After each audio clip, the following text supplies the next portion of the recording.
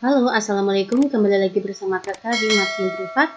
Kita akan melanjutkan untuk bagian B, esai, koloid ya, materi kimia kelas 11 semester 2. Ya, kita akan mulai dari soal nomor 1, nanti insya Allah ada 5 soal ya. Jelaskan jenis koloid yang terbentuk saat mencuci tangan menggunakan sabun. Ya, pada saat mencuci tangan menggunakan sabun itu akan terbentuk busa ya, atau buih sabun.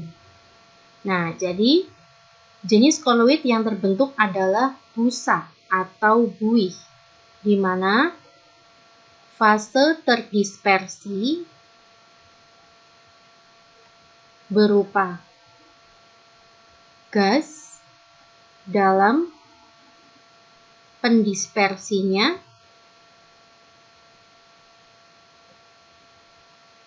cair.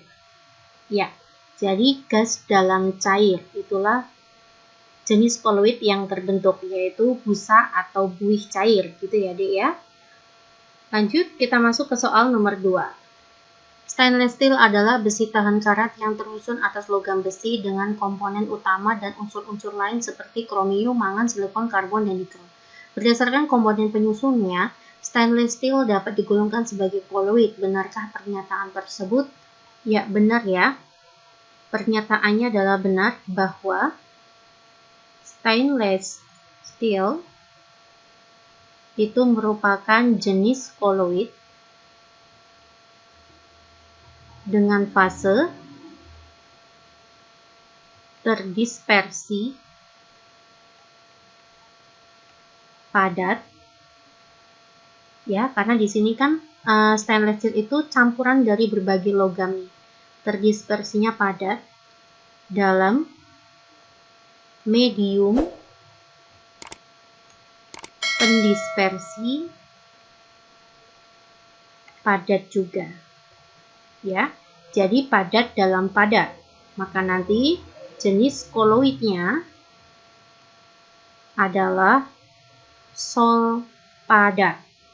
Oke, kita lanjut ya ke soal nomor 3. Jelaskan perbedaan antara campuran air panas dan tepung kanji dengan campuran air panas dengan tepung terigu.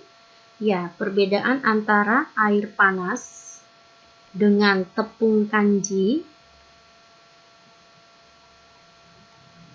dan air panas dengan tepung terigu. Ya, pada saat air panas ditambah dengan tepung kanji itu akan menghasilkan koloid. Ya, di mana jenis koloid yang terbentuk itu adalah padat dalam cair. Fase terdispersinya padat dalam cair ya, maka dikatakan sol, membentuk koloid sol. Sedangkan air panas ditambah dengan tepung terigu itu akan menghasilkan suspensi atau partikel kasar ya. Iya, inilah perbedaan antara air panas jika ditambah dengan kanji dan tepung terigu. Oke, kita lanjut ya ke soal nomor 4. Mayones merupakan zat aditif untuk beberapa jenis makanan. Bahan utama pembuatan mayones adalah minyak nabati dan larutan cuka yang telah dicampur dengan kuning telur. Mengapa dalam proses pembuatan mayones perlu ditambahkan kuning telur? Ya, di sini kita sudah tahu ya bahwa bahan utama pembuatan mayones itu adalah minyak nabati dan larutan cuka. Ya, larutan cuka atau air jeruk itu ya, itu bisa juga. Jadi yang namanya minyak dengan air atau di sini bisa cuka ya. Ini air jeruk ya yang dimaksud ya, atau bisa dengan cuka, itu tidak akan menyatu.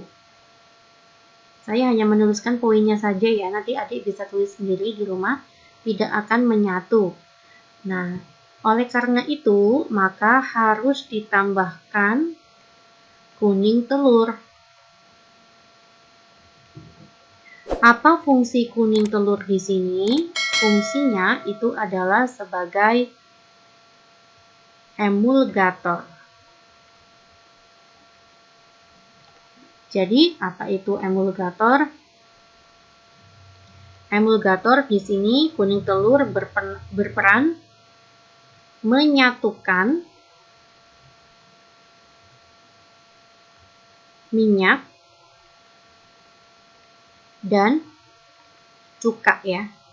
Kuning telur ditambahkan sebagai emulgator intinya. Oke, silakan adik lebih rapikan lagi ya tulisannya. Kita lanjut ke soal nomor 5. Darah merupakan cairan koloid dalam tubuh manusia yang berfungsi mengangkut sari-sari makanan dan oksigen ke seluruh bagian tubuh manusia. Jelaskan sistem koloid yang terdapat dalam darah. Ya, sistem koloid di dalam darah, saya tulis di sini ya. Sistem koloid dalam darah itu adalah padat dalam cair ya. Jadi fase terdispersinya itu adalah padat dan fase pendispersinya adalah cair. Ya, karena padat dalam cair maka dikatakan koloid sol. Bentuknya adalah sol ya. Di sini fase terdispersinya yang berupa padatan ya, itu adalah berasal dari sel darah merah, sel darah putih, dan keping darah. Inilah fase terdispersinya. Sedangkan fase pendispersinya yang berupa cair itu adalah plasma darah.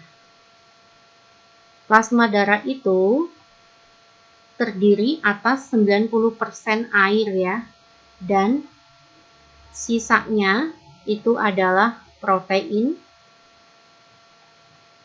garam, dan mineral. Ya, ini yang bisa saya jelaskan ya. Oke, saya sudah bahas 5 soal untuk esai. Silakan adik pelajari kembali. Terima kasih perhatiannya. Assalamualaikum.